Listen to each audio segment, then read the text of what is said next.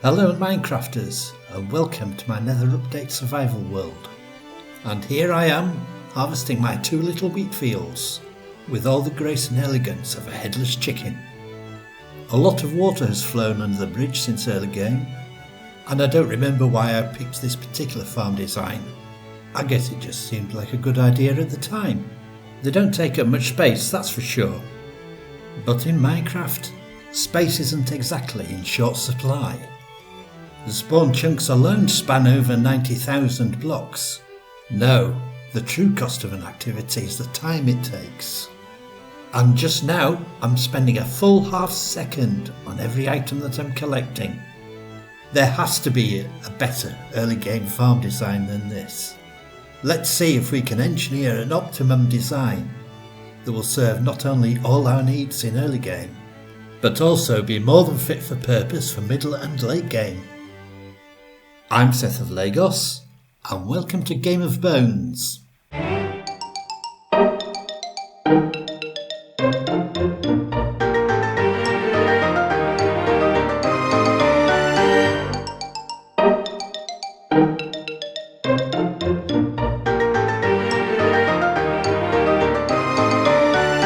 So, at the crack of dawn, we grab our Fortune 3 enchanted golden hoe and head off to the test field.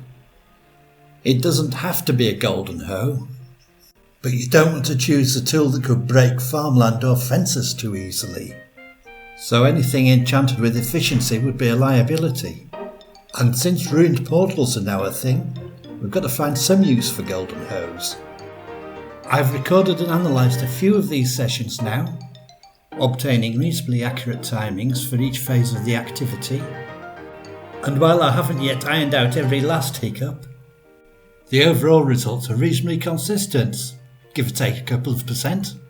For instance, the timing of this reaping phase has 2 components, covering every block of the field at the Minecraft walking speed of 4.317 blocks a second, plus an average 2.58 second delay at the end of every row for a 180-degree turn. This means that we should be able to model the reaping time of any rectangular field as 0.232 times its area plus 2.58 times the number of rows. This is strongly suggesting that fewer, longer rows may be significantly more efficient than more, shorter rows. It will be interesting to see whether this trend continues with the other phases of the activity.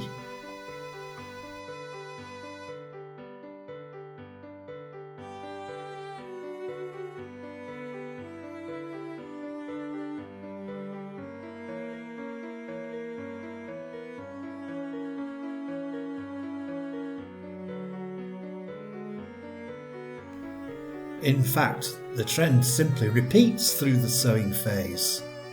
We have the same 0.232 seconds per block of walking speed and the same 2.58 seconds per turn at the end of every row. Beyond that, there's a new inefficiency to be factored in. Every so often I need to select a new hotbar slot, preferably before the active one runs dry. And that works out to be, on average, 3.65 seconds every 63 farmed blocks.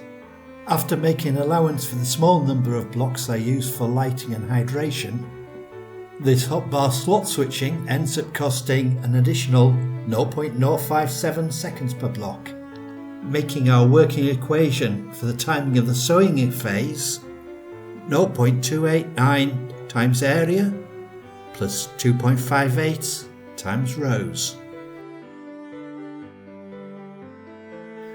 But if emptying our hotbar slots while sowing leads to bad things, which it does, and we've already established that longer rows are more efficient than shorter rows, then that must tell us that the optimum row length is 63. This greatly simplifies the calculations. Cutting a long story short, clearing inventory to storage adds a relatively minor 2.8 seconds a row, to give a total activity duration of 40.8 seconds per row. So, farming 15 rows will take 612 seconds, leaving 42 seconds to get to and from the job site while observing the standard Minecraft sleep cycle.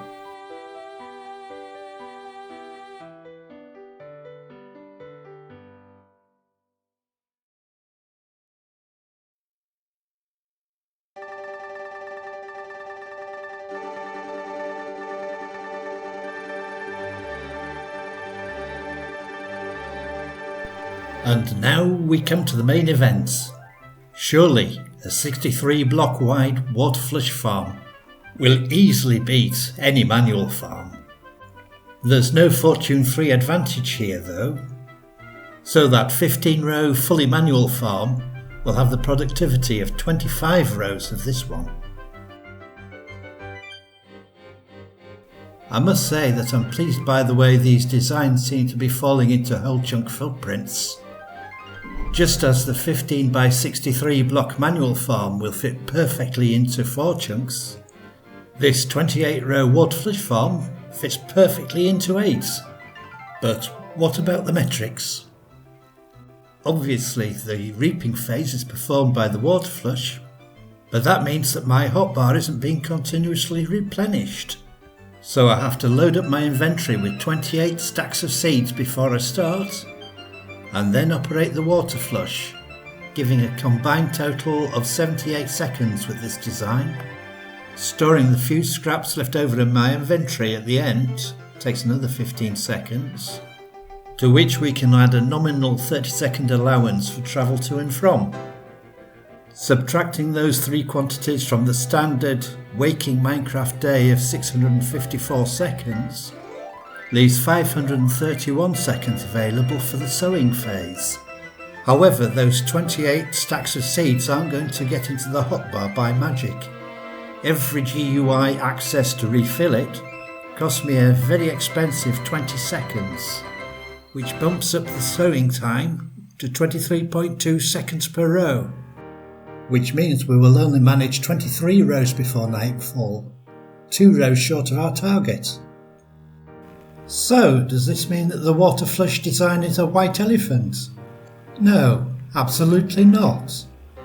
We're only a few percent shy of the productivity of our 15 row fully manual field, and later in the game we may be able to greatly reduce the initial flushing time with a little bit of redstone wizardry.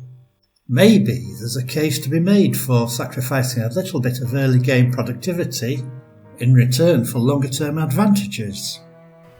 And there are other factors to consider. Younger, more skillful players, and that's most of you I guess, may well be able to beat me for pace and get in a couple of extra rows before sunset. Or if your protection and combat skills are up to it, then perhaps working a couple of minutes into the night is no big deal. And then you might be playing on an old laggy laptop with such a low tick rate that a Minecraft day actually lasts quarter of an hour, which is how I can manage to complete all 28 rows of this field before the spooks come out. For similar reasons, we shouldn't discount the 2x2 chunk square test field, shown here on left of picture. It takes about 14% longer to work than the 4x1 chunk field, for only 1.7% higher harvest, but sometimes the geometry is a little more convenient, and it's a good option to have up your sleeve. But why, you may be asking yourself, do I keep stressing the importance of these whole chunk dimensions? One reason is they fit together so well, and knowing, for example, that the gap at the top left corner of this picture is exactly 2.1 chunks, I know without having to calculate it all out that it's a perfect fit for another standard 2.1 chunk far more building design. An interesting little fact to be aware of is that the perimeter of any shape made up of whole chunks is always exactly divisible by 8, which, if you separate water source blocks by 8 rather than the usual 9, greatly simplifies the design of trouble-free water collection systems. The design I've used here was inspired by a video by Ilmanga, which I'll link down below.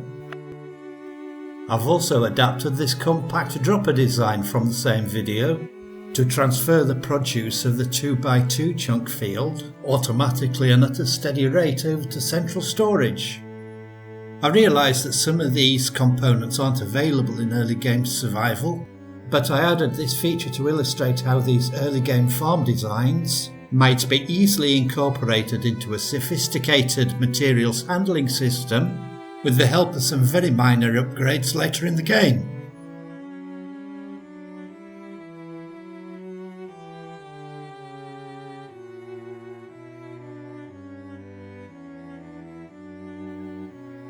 Here I've highlighted the flow and direction of the water channels to show how I've routed the production from all three fields to the collection hoppers in the bottom right of picture. While one or two hoppers will be entirely adequate for collecting the production of the fully manual fields, these will be completely overwhelmed by the sudden influx of 4,600 items from the water flush. So if we went with that design, the storage system would have to be adequately sized to cope with that demand. Under ideal conditions, I believe a hopper ought to be able to collect in excess of 1,000 items in the 5 minutes before items start to despawn. But lag and poisonous potatoes can reduce their performance quite markedly. I think I've ended up with 14 hoppers here, which is probably overkill, but they do the job. Suffice to say that the collection efficiency for each of these farms is essentially 100%. Anyway, it's time to start wrapping this up. I've entered all the relevant growth mechanics and my own personal performance details into a spreadsheet to calculate the overall productivity of each of these farm designs and discover how frequently I'm able to harvest them. With crops planted in alternating rows, the two fully manual farms are ready for harvesting every 6th day. Due to its stepped design and the fact that it spends harvest day pretty well empty, the waterflush farm needs an extra day before it's fully ripe. In terms of total productivity, the 4x1 chunk farm comes in first place, returning 23,162 items for every hour spent working it. The waterflush farm comes in second with 21,466, and the 2x2 chunk farm third with 20,587. So how do these compare with the pair of compact farms that I introduced at the start of this video? The ones that I complained were costing me a full half second per item. Well, these three come in between 0.155 and 0.175 seconds per item. To put that in context, if I needed a double chest of bone meal in a hurry, using any of these farms would save me 7.5 hours. And 7.5 hours can feel like a very long time if you're doing nothing but digging and replanting vegetables. That's way longer than it took me to build all three of these farms complete. So why did I choose to spend the second session of my new 1.17 world building the 2x2 chunk option? Well, that's a story for another video. Thank you for watching, and I hope to see you again very soon.